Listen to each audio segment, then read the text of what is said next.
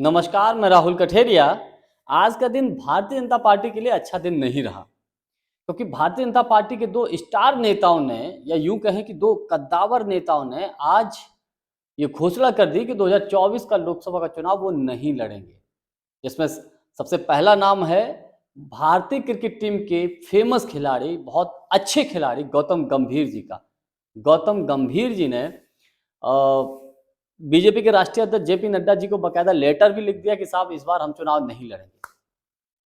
और दूसरा नाम है झारखंड से सांसद जयंत सिन्हा जी का।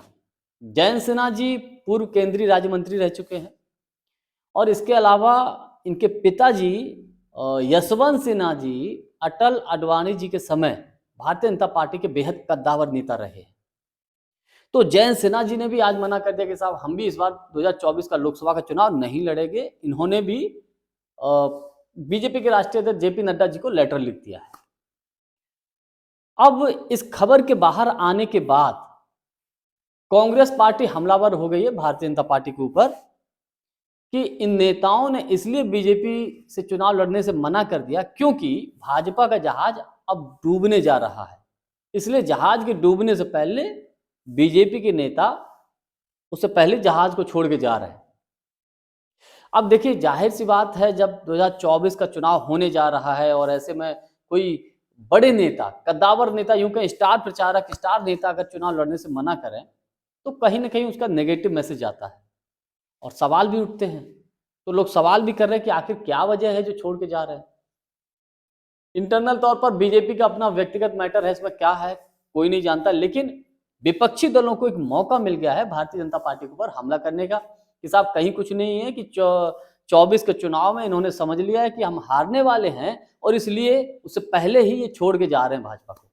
क्यों? क्योंकि कोई भी नेता जब चुनाव लड़ता है तो जनता से कुछ वादे भी करता है, और जब वादे करता है, चुनाव जीत जाता है, तो चुनाव जीतने के बाद जब जनता के बीच जाता है तो जनता पूछती है कि भैया जो आपने वादा किया था उसको पूरा किया कि नहीं किया, या अब तक उस वादे का क्या हुआ। तो मोदी जी ने 2014 के लोकसभा के चुनाव में, 2019 के लोकसभा के चुनाव में जो वादे किए थे जनता से, उसमें से अधिकतर वादे झूठे साबित हुए। यानी कि उन वादों को मोदी जी ने अभी तक पूरा ही नहीं कर पाया। महंगाई, बेरोजगारी, रोजगार, और सबसे बड़ा, प्रतिवर्ष 2 करोड़ युवाओं को रोजगार देने की बात कही थी मोदी जी ने। हर व्यक्ति के खाते में 15-15 लाख रुपए देने की बात कही थी मोदी जी ने। 14 से पहले सिलेंडर 400 450 का था, अब वो 1000 रुपए के आसपास आ गया है। तो इन मुद्दों पर क्या है कि जनता अपने क्षेत्र के सांसद से जवाब मांगती है या अपने क्षेत्र के विधायक से जवाब मांगती है।